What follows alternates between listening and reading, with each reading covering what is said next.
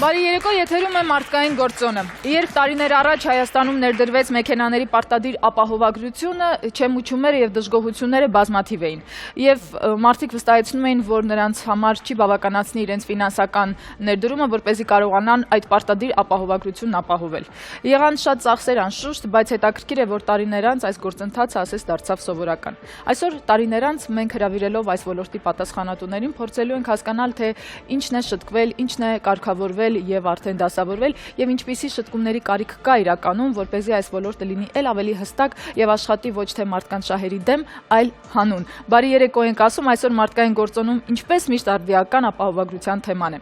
Հրավիրենք մեր առաջին հյուրերին Վարորդ ոստիկան հասարակական կազմակերպության փոխնախագահ Արսեն Պետրոսյանին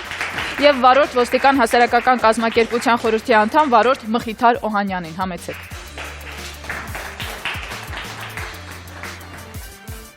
Բարի երեկո։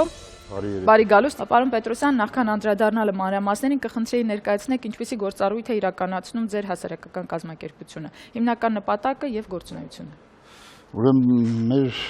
նորաստեղծ հասարակական կազմակերպությունը միտված է բարձրացնել երթևեկության կուլտուրան։ Իհարկե սա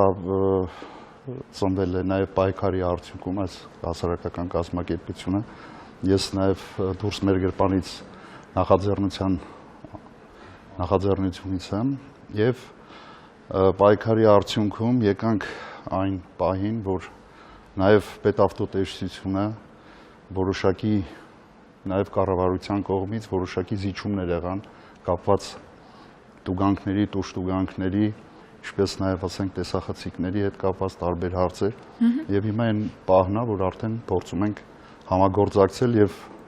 միտված ենք, որպեսզի այդ կուլտուրան, ընդհանրապես երթևեկության կուլտուրան բարձրացնենք մեր քաղաքում եւ մեր հանրապետությունում։ Պարոն Պետրոսյան, որքան էլ ցավալի չի փաստը, բայց վախի գործոնը շատ հաճախ նպաստում է ինչ-որ մի բանի ճանաչմանը։ Նույն ապահովագրությունը կամ նույն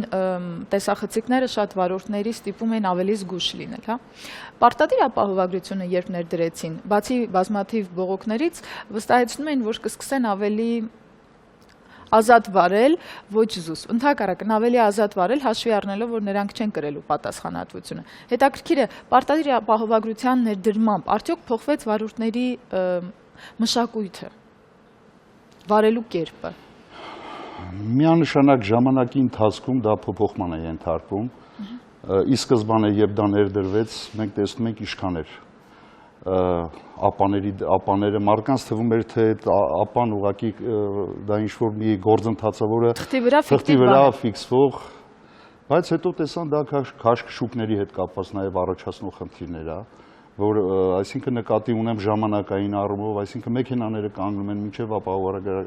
ապահովագրական աշխատակիցն է մոտենում, մինչև պետավտոտեսուչն է մոտենում արձանագրություն։ Ուստի ասենք երևի, որ մարդիկ սկսեցին արդեն կամաց-կամաց մտածել, որ ավելի զգուշ վարեն, որ բացարձակ կապ չունի։ Իհարկե խոսում ենք նորմալ մարդկանց մասին, հա,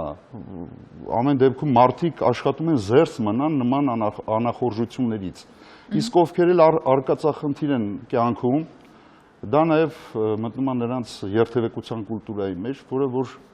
մենք անընդհատ քաղաքում տեսնում ենք եւ դրանից տուժվում է եւ երթևեկություն, այսինքն նկատի ունեմ խցանումները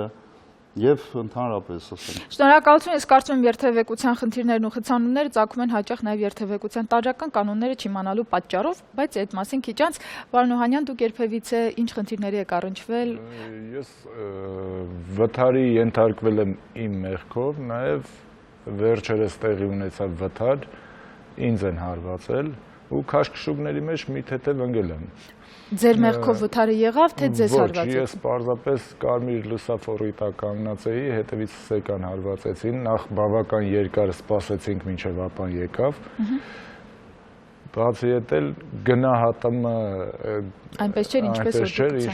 ինչ որ պետք էր։ Իսկ ինչով էին դա հիմնավորում։ Չհիմնավորեցին,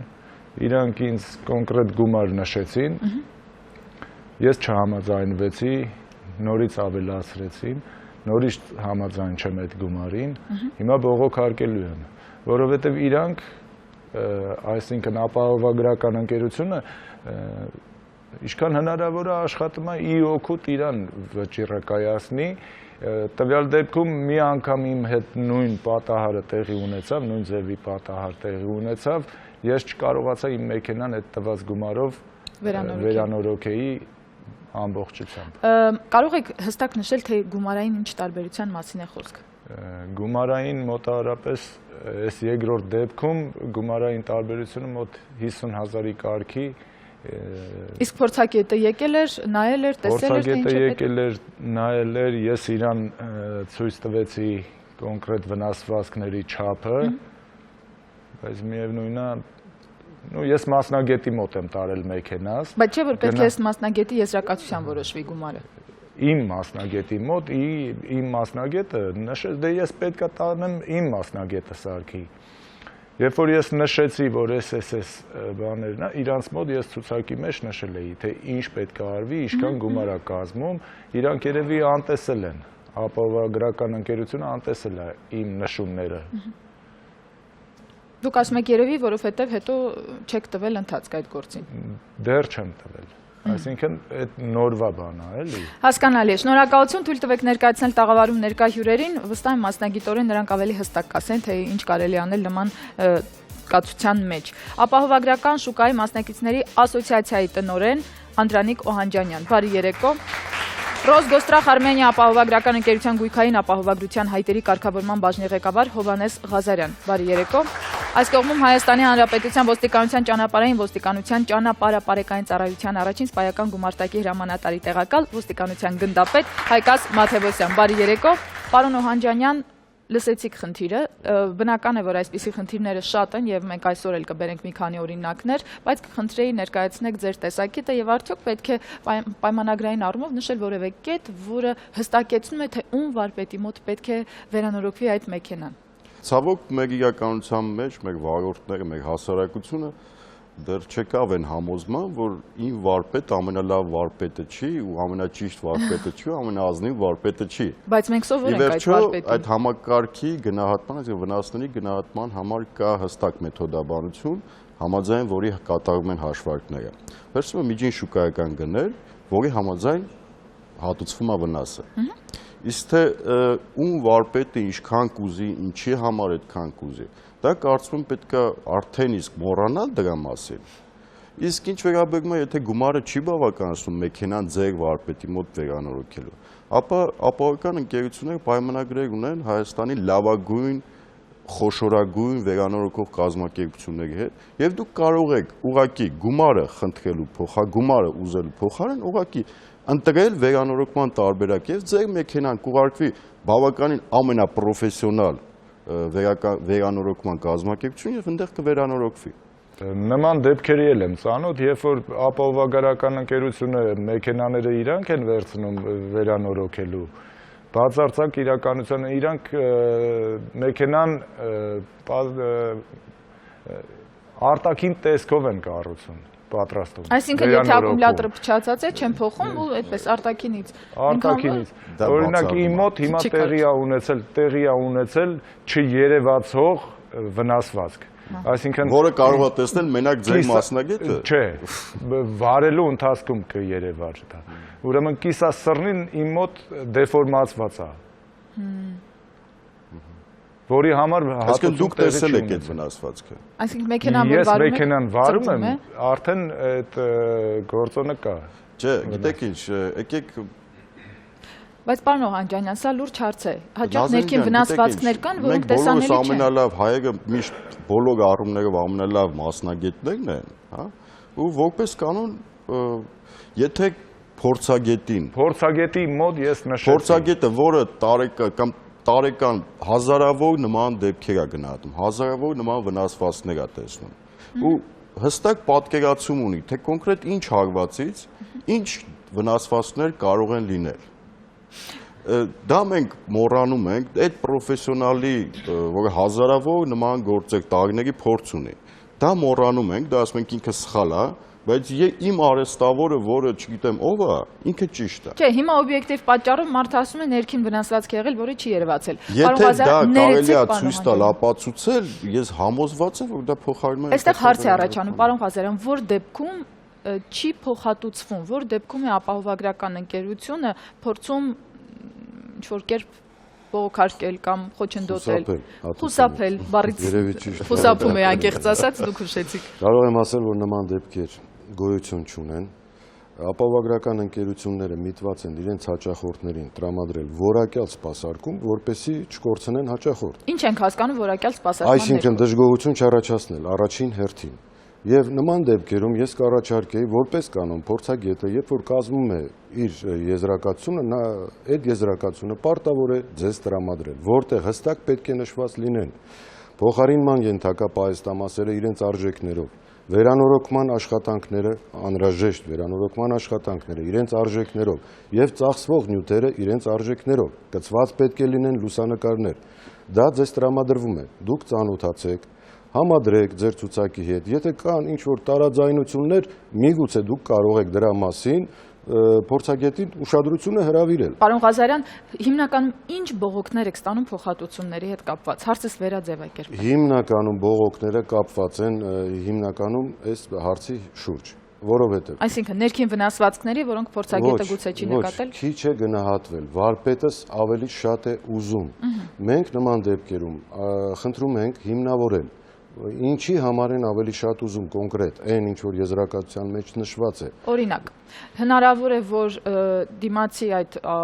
պաշտպանող շիթը կոտրվում է, կա վարպետ, որը դա կպցնում է եւ ինչ որ մի կերպ սարքին է բերում, կա վարպետ, որը գերադասում է առնել եւ տեղադրել նորը։ Սա արդեն գնային էական տարբերություն է առաջացնում։ Ես ընդունում եմ, դուք իրավացի։ Ինչպես է եք։ որոշվում, թե որ կողմը պետք է։ Ես ստիպված եմ կրկնել իմ գործընկերոջ ասածը քիչ առաջ։ Գոյություն ունի այս ոլորտում հստակ մեթոդաբանություն վնասների գնահատման, ապա ոլորտում գույքային վնասների գնահատման մեթոդաբանություն, որտեղ նշված է, եթե վնասը հնարավոր է իրականացնել վերանորոգման եղանակով, այսինքն ծախսերը չեն գերազանցելու նորի 80%-ը, հետևաբար վնասի գնահատում իրականացնելուց պետք է հիմք ընդունել վերանորոգման աշխատանքների արժեքը։ Ես հասկանում եմ, որ գույքի սեփականատերը շահագրգռված է, որ ենթադրենք ինչ որ մաս, որը քերծված է կամ ինչ որ ճկված է, փոխարինել։ Բայց տվյալ անձը չի կարողանում ներքուստ ընդունել, որ մենք էլ առաջնորդվում ենք այդ մեթոդաբանությամբ, որ նման դեպքերում վնասը գնահատվում է վերանորոգման արժեքը նկատի ունենալով։ Լրիվ ընդունեցի պարոն Ղազարյան, եւս մեկ նկատառում։ Մարդկային գործոնը այստեղ շատ կարեւոր է, որովհետեւ չի կարող փորձագետը որոշել շուկայական միջին արժեք, քանի դեռ մարդն է այդտեղ վերանորոգողը։ Ասել է, թե ինչ որ մեկը վերանորոգում է 10,000-ով, ինչ որ մեկը 100,000-ով, եւ դու չես կարող պահանջել, որ մարդը տանի էժան վերանորոգողի մոտ, որովհետեւ գուցե սա նրա համար որակի ցուցանիշ է։ Ես ձեզ հետ համամիտ չեմ։ Փորձագետի ամբողջ գործառույթը եւ իր մասնագիտական գիտելիքները հիմնված են հենց այդ հանգամանքի վրա։ Այսինքն ինքը պետք է քաջատեղյակ լինի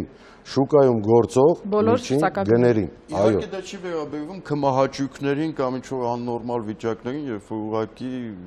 մարդը տենց է ցանկանում։ Մենք չենք խոսում հարսանեկան ինչ-որ գեղեցիկ վարձարդարման մասին, մենք խոսում ենք մեքենայի առողջության մասին։ Չի կարող մի դետալի վերանորոգում մի վարպետ կատարի 10,000 դրամով, մեկը 100,000 դրամ։ Այդ դեպքում օրինակ վերեցի։ Խոսքը ընդհանրապես ինչ-որ քմահաճույք։ Շնորհակալություն, ես հուսով եմ, որ այսօր բոլորդ ինձ հետ համաձայն չեք լինի եւ դրա շնորհիվ մենք կկարողանանք քննարկել եւ ավելի առողջ դաշտ բերել այս քննարկումը։ Կարճատև դադարից հետո կշարունակենք մարդկային գործոնը։ Տարին տարվա վրա մոտավորապես 1000-ից 1500 ճանապարհատրանսպորտային պատահար ավելանում է Երևան քաղաքում։ Ամեն տարի յուրաքանչյուր 9-րդ վարորդ ունենում է պատահար, այսինքն մեղավոր է լինում։ Տվյալ մեղավոր վարորդից համակարգը պետք է գանձի գումար, որը պետք է բաշխվի մնացած 8-ի մեջ։ Փորձականությունների մեթոդաբանությունը, ընթացակարգը, ապահովագրական հատուցման ամբողջ ընթացակարգը բոլորը կարգավորվում են բյուրոյի կանոններով։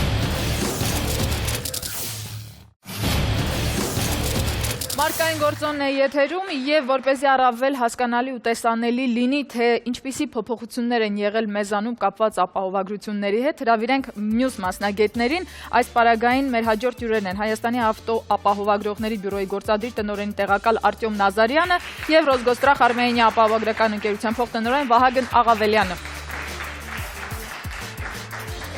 Շնորհակալություն գալու համար։ պարոն Աղավելյան, նախ կխնդրեի ներկայացնեք, թե ինչպես են գոյանում գումարները, ապահովագրության գումարները ինչպես են որոշվում, հա,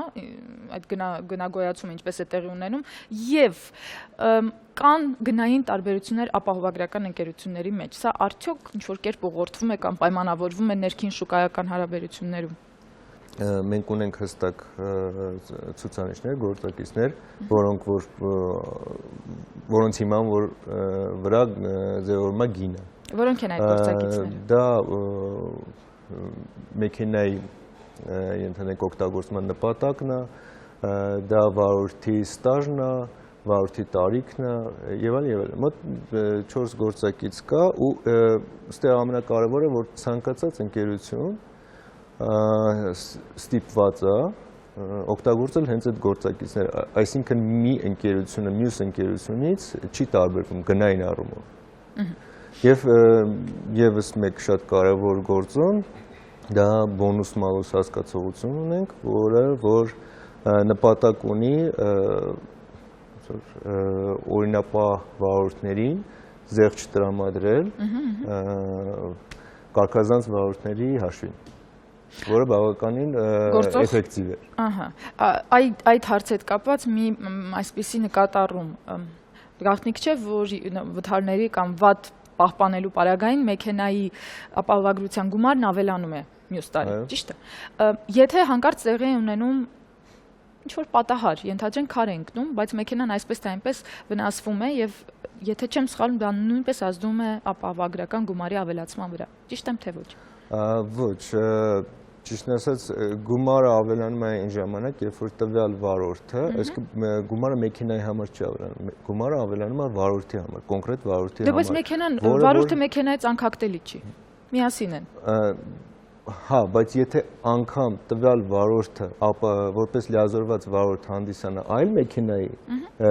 ապահովագրության ժամանակ, այդ նոր մեքենայի գումարն էլ ապահովագրավճարը էլի կավելանա։ Իսկ ավելանում է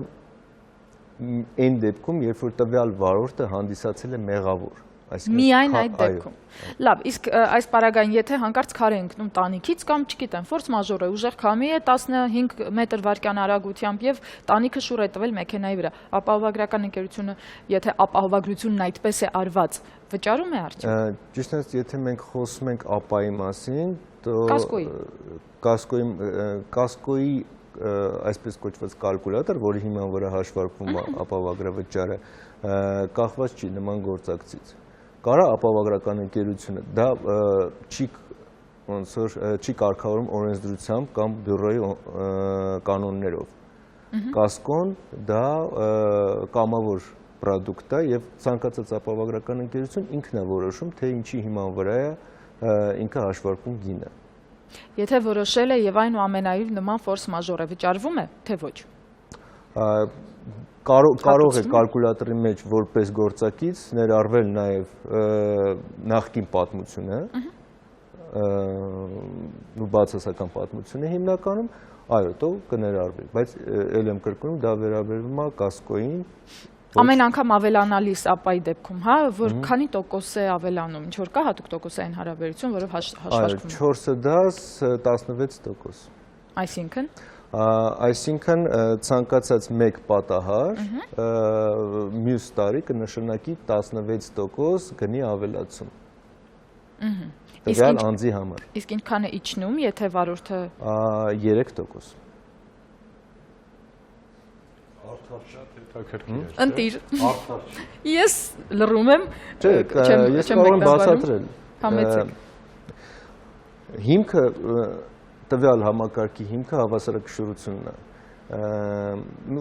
Օրինակի համար, որ հասկանանք, ինչի է դա տենց,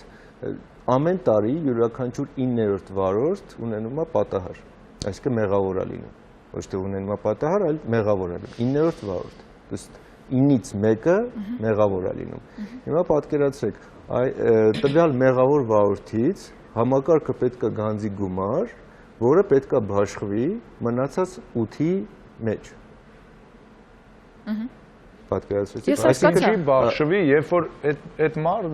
8 հոգին արդեն ապահովագրում են իրենց մեքենաները։ Դուք ինչի եք ինձանից փողը գանձում ու բաժանում իրենց մեջ։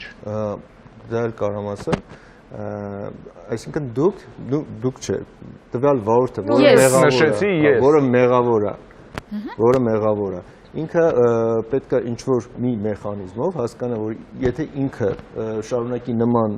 վարվելակերպ, այսինքն անուշադիր քշի եւ այլ, դա կբերի գնի ավելացմանը։ Իսկ այն վարորդը, որը երկար տարիներ առանց որևէ պատահարի վարել է մեքենան, ինքը պետք է հասկանա, որ դրա արդյունքում ինքը խրախուսվում է ու իր ապահովագրական արժեքը նվազում է։ Հայկազ Մաթևոսյան, մարդ, ով հստակ կարող է տալ պատասխաններ։ Պարոն Մաթևոսյան, օրինակ, նստած են այս ոլորտի մասնագետներ եւ իմ մեքենան էլ օրինակ ապահովագրված է։ Ձեր կարծիքով ապահովագրական ընկերությունների այս ներդրումը եւ ապահովագրության ներդրումը արդյոք ազդեց երթևեկության ավելի բարելավման վրա եւ հիմնական ինչպիսի բողոքներ են լինում։ Ուրեմն ինչը կապված է ապաների, ոնց ասած, մեր կյանք մոտ գործելու հետ, ներխուժելու թող այդպես լինի, անմիջապես ակնհայտ թվային արժեքները նկատի ունենալով, ակնհայտ տարբերություն եղավ նախկին վթարների քանակի եւ 11 թվականից հետո տեղի ունեցած վթարների քանակների միջև։ Աճի թե նվազման։ Աճ, միանշանակ աճ։ Ինչի համար ես կան օբյեկտիվ եւ սուբյեկտիվ պատճառներ իհարկե։ Համեմատության համար ասեմ 2014 թվականի եւ 2013 թվականի միջև տարբերությունը կազմում է 4000 ճանապարհատրանսպորտային պատահար, 16000 Երևան քաղաքում, միայն Երևան քաղաքում, 16000 եւ 12000, տարբերությունը 4000։ 13 թիվը համեմատական տանելով 2012 թվականի հետ, տարբերությունը կազմում է 3000։ Տարին տարվա վրա մոտավորապես 1000-ից 1500 ճանապարհատրանսպորտային պատահար ավելանում է Երևան քաղաքում։ Ինչու՞ր եք դա հիմնավորում։ Ճանապարհատրանսպորտային պատահար ասելով մենք չպատկերացնենք, թե մեծ ինչ-որ վթար է տեղի ունեցել, այլ անգամ չնչին փոքրիկ խազի դեպքում, փոքրիկ այդ կետ, ասենք, վնասի դեպքում մարդիկ երևի թե անգամ երկար ժամանակ իրեն ժամանակից ծախսում են սպասելով եւ ապա ապահովագրական ընկերության ներկայացուցիչներին եւ նաեւ ճանապարհային ոստիկանությանը, որից հետո եւ վարորդների մեջ եւ տարբեր ապա ընկերությունների ներկայացուցիչների մեջ այնտեղ պարզաբանում է գնում, թե ով է ճիշտ, ով է մեղավոր կողմին են փորձում որոշել վերջնական արդյունքում մենք ճանապարհային ոստիկաններս առաջնորդվում ենք վերջնական հաշվով վթարի վայրում, ճանապարհատրանսպորտային պատահարի վայրում մասնակից վարորդների կողմից գրավոր պահանջով կամ իրականացնում ենք վարչական վարույթ կամ չենք իրականացնում վարչական վարույթ։ Ну ասեմ որ ուրեմն ճանապարհային գումարի դեպքում է որ չեք իրականացնում գումարը ես ասեմ ձեզ դա կախված է վարորդներից եթե նրանք անկախ գումարի քանակից եթե պահանջում են վարույթ ուրեմն գրավոր պահանջ խոսքը գրավոր պահանջի մասն է միանշանակ իրականացվում է վարույթ եթե էլի գումարը կապ չունի եթե վարորդները չեն ցանկանում իրականացվի վարչական վարույթ հետեւաբար չի իրականացվում վարչական վարույթ Երևի թե ձեր խոսքը վերաբերում էր այն 200,000 դրամ արժեքին, հա, սահմանագծին, որտեղ ապահովագրական ընկերություններին ինձ թվում է այնքան էլ անհրաժեշտ չի լինում ճանապարհային ոստիկանության կողմից տրված եզրակացությունը։ Նկատի ունեք, որովհետև ամեն ինչ ակնհայտ է։ Իրենց համար ամեն դեպքում ամեն ինչ ակնհայտ է եւ վնասը չի գերազանցում 200,000 դրամը Եվ եզրակացության կարիք անհրաժեշտություն չլինելով եզրակացությանը, նրանք առանց մեր մասնակցության ձևակերպում են վթար եւ անմեղ կողմին տրամադրում հետեւյալ գումարը։ Պարոն Մաթևոսյան, շատ հաճախ սպասելով պետավտոտեսչության աշխատակցին հիմնավորում են նրանով, որ չեն ուզում իրենց մեղավոր ճանաչել, եթե մանավանդ մեղավոր չեն, որովհետև դա հետագայում ազդում է տոկոսներով գումարի գոյացման վրա, ինչպես որ հասկացանք արդեն։ Կարող եք ասել, առավել շատ ցանկանում են գրավոր կերպով վարույթ իրականացնել, թե ոչ։ Ուրեմն հիմնական բանակցությունները գնում է մասնակից վարորդների եւ տարբեր ապահովագրական ընկերությունների ներկայացուցիչների միջև։ մենք եւս նորից չկրկնվեմ, մենք առաջնորդվում ենք պատահարի վայրում ոչ թե ապահովագրական ընկերության ներկայացուցիչի պահանջով կատարել վարույթ է չկատարել, հա, չիրականացնել վարույթ, մենք առաջնորդվում ենք պատահարի մասնակից վարորդի գրավոր պահանջով։ Ապահովագրական ընկերության ներկայացուցիչի եւ վարորդի միջև ինչ բանակցություններ կգնան, բնականաբար կապված այդ դեպքի հետ, հա, ճանապարհատրանսպորտային պատահարի հետ, վերջնական հաշվով մեր համար հիմք է հանդիսանում մասնակից վարորդի գրավոր պահանջը։ Շնորհակալություն, այս գրավորի պահը շատ կարևոր է, որպեսզի հետո պարտք ու պահանջ չլինի, եւ ժամանակին, երբ բանավոր կերպով վարորդները իրար մեջ պայմանավորվում էին, հաճախ ծագում էին խնդիրներ, մանավանդ եթե վարորդներից մեկը կին էր, իսկ մյուսը տղամարդ։ Դա դառնում էր պատմություն։ Պարոն Նազարյան, կխնդրեի ասեք, արդյոք վարորդները իրենց խախտված իրավունքների համար կարող են դիմել բյուրոյին եւ առհասարակ, հա, բյուրոն ինչպիսի գործառույթներ է իրականացնում եւ ինչպիսի շտկումներ է կարողացել մտցնել այս ոլորտում։ Բարի։ Բյուրոն բավականին լայնամասշտաբ բազմաբոլորտ ֆունկցիաներ ունի։ Ինքը նախ եւ առաջ օրենսդրությամբ սահմանված կարգով ստեղծված կազմակերպություն է, որի հիմնական ֆունկցիան ապահամակարգի զարգացման ապահովումն է, ինչպես նաև տուժողների շահերի պաշտպանությունը։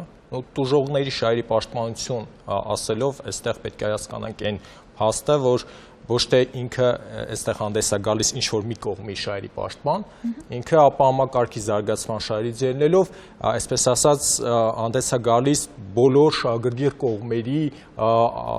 խախտված իրավունքների պաշտպանության տեսանկյունից։ Դա կլինի ապահովագրական ընկերություն, դա կլինի։ Իսկ հնարավոր է լինել օբյեկտիվ հաշվի առնելով բոլորի խախտված իրավունքները։ Կարծում եմ այո, եթե շարժվենք օրենսդրությամբ եւ ավելի ման ասեմ, որ մեր կարևոր գլխավոր մարմինը խորհուրդը բաղկացած է բոլոր շահագրգիռ մարմինների ներկայացուցիչներից, ինչը հնարավորություն է տալիս մեզ մեր կարգավորումները իրականացնելիս, քանի որ մեր ֆունկցիաներից մեկը մենք իրականացնում ենք բյուրոյի կանոնների ընդունման միջոցով։ Պարոն Նազարյան, խնդրում եմ փաստացի եւ օրինակով նշենք այդպիսի կարգավորումներից մի քանիսը։ Նու ասեմ, օրենքով ինքը ընդհանուր կերպով է կարգավորվում ամբողջ ապահովամակարգը եւ մյուս բոլոր մանրամասն կարգավորումները մեր կանոններով են իրականացվում։ Դա կվերաբերվի ինչպես այսօր ապապայմանագրերը, երբ որ կնքում ենք, մենք որ կնքում ենք բոլոր ապահովագրական ընկերությունները ստանդարտ դրանք այդ կանոնները սահմանվել են բյուրոյի կողմից, այսինքն բոլոր պայմանները, որ նշվեց քիչ առաջ, պարոն Աղաբելյանի կողմից, որ հավասար են, դրանք սահմանվել են բյուրոյի կողմից։ Սակագները որոշակի մրցակցության տեղիք տալով նույնպես սահմանվում են բյուրոյի կողմից։ Փորձակնությունների մեթոդաբանությունը, ընթացակարգը, ապահովագրական հատուցման ամբողջ ընթացակարգը բոլորը կարգավորվում են բյուրոյի կանոններով եւ բացի այդ նաեւ բյուրոն լինելով ապահովագրական ընկերությունների վերահսկող, այսպես բացի կարգավորման վերահսկող մարմին, ինքը նաեւ ստանալով բողոքներ փորձում է նաև այդ բողոքներին ընթացք տալ եւ եթե ինչ-որ խախտումներ կան, դրանց լուծումներ տալ։ Շնորհակալություն, վթարի դեպքում Աստված չանի, իհարկե, ամենակարևոր բանը մի պահ դադար տալ եւ հասկանալ, թե ինչպես վարվել։ Ես առաջարկում եմ կարճատև դադար մարդկային գործոնի եթերում։ Երբ որ ավտոմեքենան հաշվառված է եւ չունի ապա, 10 օրը մեկ ինքը 5000 դրամ տուգանք է սահմանված, բայց տարեկան ոչ ավել, քան 100,000 դրամ։ 2014 թվականին ապահովագրական ընկերությունները սպասարկել են ավելի քան 51,000 պատահար։ 51,000-ից ավել դեպքերի հետ կապված ֆինանսական համակարգի հաշտարարը ստացել է մոտ 800 բողոք։ Ապահովագրական ընկերությունը ապա համակարգում հատուցում է տուժող վարորդին եւ այս պարագայում, եթե ինքը հանդիսանում է տուժող, այսինքն ինքը կարգազանց չի, այլ բանա, որ ինքը եղել է ոչ ստապ վիճակում, նա հատուցում կստանա։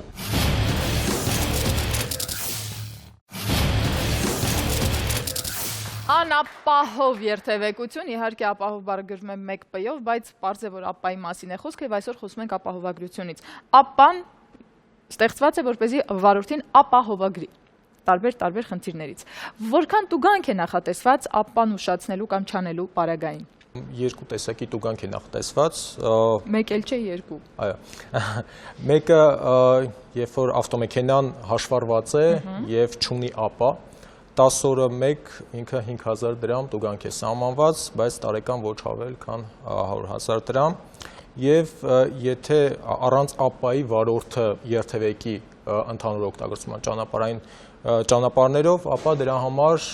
յուրաքանչյուր նման դեպքի համար 100,000 դրամ տուգանք է նախատեսված։ Ես ճիշտ հասկացա, որ եթե մեքենան հաշվառված է, ապա պարտադիր պետք է ունենա ԱՊԱ։ Այո։ Այսինքն, եթե մեքենան հաշվառված է, բայց գտնվում է ավտոտնակում 2 տարի եւ ավելի ժամանակ, միևնույն է պետք է ԱՊԱ-ով Այո, այդ խնդիրը իրականում ԱՊԱ համակարգի մուտք գործելու ժամանակ բավականին սուր բարձրացվեց, որովհետև մեր մոտ ու մեր հասարակությունում այո, այդպիսի ավտոմեքենաներ կան, որոնք չեն շահագործվում։ Մենք ճանապարհային ոստիկանության հետ համատեղ աշխատանքներ տարանք եւ մի ինստիտուտ ստեղծվեց համատեղ ջանքերի արդյունքում, կոչվում է հաշվառումից ժամանակավոր հանելու ինստիտուտ, որը հնարավորություն է տալիս ցանկացած վարորդի կամ ցանկացած անձի հանձնել ավտոմեքենայի համարանիշերը եւ ցեխանձնագիր, այսպես ասած, հաշվառման այդ վկայականը եւ ուղղակի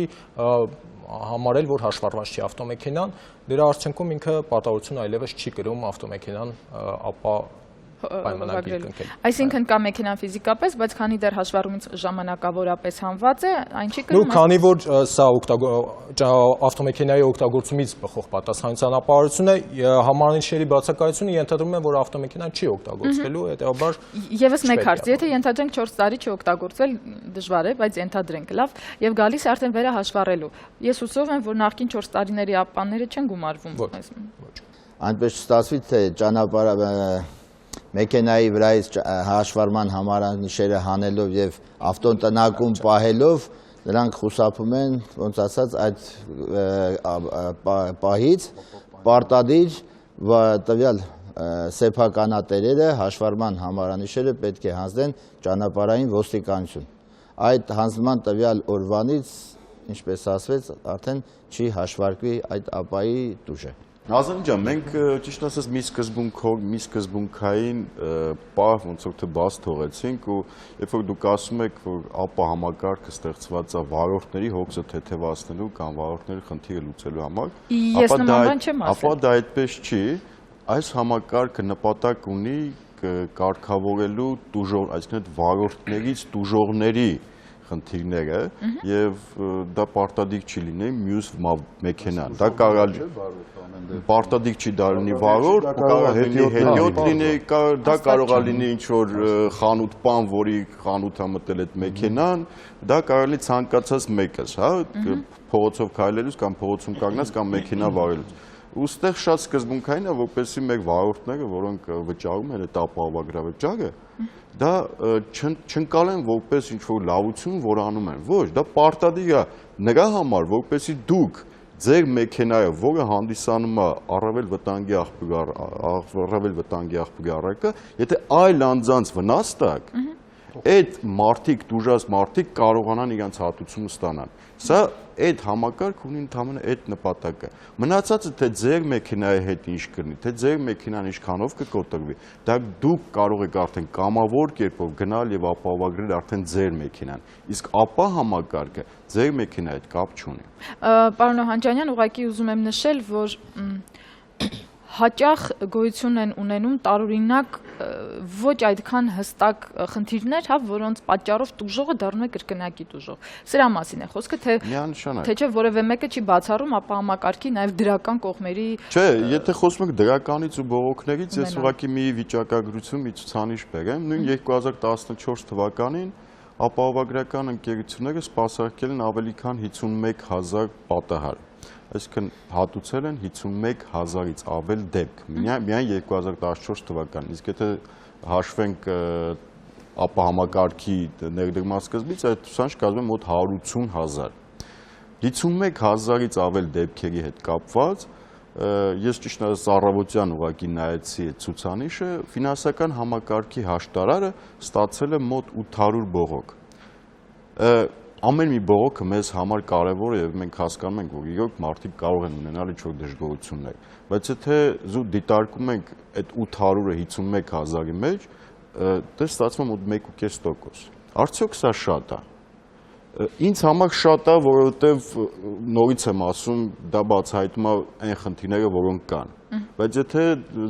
դիտարկենք որպես վիճակագրություն, ապա դա շատ փոքր ցուցանիշ է եւ դա խոսում է նրա մասին, որ այս համակարգից գոհ մարդիկ ավելի շատ են, քան դժգոհներ։ Գոնե այդ բանը կարող ենք վստահել։ Միգուցե մարդիկ խուսափում են ավելորդ քաշքշուկներից, նաև նկատի ունենալով ես ուզում ասեի, որ մարդիկ խուսափում են ավելի շատ քաշքշուկներից։ Ինչ քաշքշուկի մասին է խոսքը։ Շատ մարդիկ գիտեն, որ բանից տեղյակ չեն, որտեղ կարելի է դիմել, ում կարելի է։ Չէ, գիտեք, դուք ասացիք, որ ես պատրաստվում եմ բողոք ներկայացնեմ։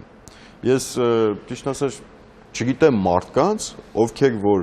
գոնե ինձ բողոքում են, Պարոն Օհանջանյան, ներեցեք, բոլոր ապահովագրական ընկերությունները ունեն գրասենյակներ մարզերում։ Իհարկե, դա բոլոր նախատիր կերպով պարտադիր բան։ Պարտավոր են ունենալ, ես դա գիտեմ, բայց ունեն արդյոք։ Այո, բոլոր մարզերում ունեն։ Որովհետև հաճախ մեր խոսակցությունը սկսվում է Երևանակենտրոն կերպով եւ ավարտվում է հենց Երևանով, սակայն մարզերում ցավոք սրտի վիճակն այլ է եւ շատերը ոչ միայն չգիտեն ուր եւ ինչպես դիմել, այլ չեն գտնում ֆիզիկապես այդ տեղը։ Պարոն Ղազարյան, կարող է արդյոք ապահովագրական ընկերությունը չփոխհատուցել վարորդին, եթե նա ոչ սթափ վիճակում է եղել։ Ներեցեք, մենք պետք է շեշտադրում անենք հետևյալի վրա։ Ապահովագրական ընկերությունը ապա համակարգում հատուցում է տուժող վարորդին եւ այս պարագայում, եթե ինքը հանդիսանում է տուժող, այսինքն ինքը կարգազանց չի, այլ բանա, որ ինքը եղել է ոչ սթափ վիճակում, բայց դա ինչ որ կապ չունի ճանապարհատրանսպորտային պատարի առաջացման մեջ եւ ինքը չի դիտարկվում այդտեղ որպես այդ պատարի առաջացման մեղավոր կողմ։ Նա հատուցում կստանա, եթե նա հանդիսանում է։ Իհարկե տուգանք էլ կվճարի։ Միանշանակ դա արդեն վարչական իրավախախտումների վերաբերյալ օրենսգրքի համապատասխան կետով կտուգանվի ոչ սթափ վիճակում ղեկին լինելու համար։ Կներեք, ինչը վերաբերվում է այս պահի հետ կապված տուժող վարորդին, որը գտնվում է ոչ սթափ վիճակում։ Ուրեմն ճիշտ է, ինքը ապահովագրական ընկերության ներկայացուցիչ կողմից որպես տուժող վարորդ կփոխհատուցվի նրան կրած վնասի համար, բայց ճանապարհային ոստիկանության կողմից նա կպատժվի որպես ոչ սթափ վիճակում գտնվող վարորդի, որը գտնվել է երթևեկության մեջ, բայց դա չի կապվի տվյալ վթարի հետ, եթե վարչական վարույթ չի իրականացվում։ Եթե կիրականացվի վարչական վարույթ, ապա նույնպես բուժզնությունից հետո համապատասխան տուժը նա կկրի։ Միանշանակ անկախ նրանից նա տուժող կողմն է, թե մյուս կողմն է, ոչ սթափ վիճակում գտնվող վարորդի նկատմամբ կկազմվի համապատասխան արձանագրություն, եթե կգերազանցի այն թույլատրելին, որը կարելի է։ Շնորհակալություն եւ ամփոփելով, հա, պարոն Ղազարյան։ Սա այն դեպքն է, որ հստակ է, որովե անորոշություն չկա, կոնկրետ մեր ապա օրենքով հստակ սահմանված է, որ տուժողի ոչ սթափ լինելը չի կարող մերժման հիմք լինել, այնպես որ այդ հարցը չէ։ Սա ամենատարօրինակ բանն էր, որը ես լսեցի մեր եթերի ընթացքում, տուժողի ոչ սթափ լինելու հետ կապված։ Խնդրեի շփոթենք մեծ մասը կասկո պայմանագրերի դեպքում դա համարվում է բացառություն, այսինքն հիմք է հանդիսանալու ընկերությանը չհատուցել կասկո պայմանագրերով, չհանկարծ շփոթվեն մեր քաղաքացիները, որ չէ, կասկո պետք է անել, միանշանակ, խոսքը դրա մասին չի, հանկարծ չշփոթեն, որ եթե ես սթափ չեմ, ապա սենց տնես պիտի հատուցեք, չէ, եթե դա կասկո պայմանագիր է, դա համարվելու է բացառություն, հատուցման ենթակա չի լինելու։ Շնորհակալություն շտկումի համար։ Խնդրեմ։ Շատ շնորհակալ եմ պարոնայք, որ այսօր եկաք մեր տաղավար։ Կարծում եմ այս օրինակ քննարկումները առողջացնող են ոչ միայն վարորդների ու տուժողների համար, այլև այն մարդկանց, ովքեր ապագա վարորդներ են, եւ մանավանդ անպայման ցանկացած համակարգ հարգելի հեռուստադիտող ունենում է խնդիրներ։ Այլ հարց է, որ այդ խնդիրները բարձրաձայնելով մենք կարողանում ենք տալ լուծումներ եւ ավելի շտկել ու համակարգել այդ գոյություն ունեցող համակարգը, թե խառնել։ Ես կարծում եմ, որ տարիների ընթացքում ամեն ինչ կընկնի իր տեղը, իսկ մենք լինելու ենք եւ միշտ հետևողական ենք, որպեսզի մի տուժողի հարցը բարձրաձայնելով հասկանանք ընդհանուր համակարգում գոյություն ունեցող խնդիրը, որն էլ արդեն կստանա իր հետևողական լուծումները։ Շնորհակալություն ներկա գտնվելու համար, կարևորը եղեք սթափ, բոլոր առումներով սթափ, երբ ղեկին եք, եւ իհարկե մի գերազանցեք նախասահմանված արագությունը անկախ տեսախցիկների առկայությունից, որովհետեւ դուք կարող եք վերջ տալ ոչ միայն ձեր կյանքին, այլև դիմացինի, ով որևէ կապ չուներ։ Եղեք առողջ եւ ապահով։ Կհանդիպենք։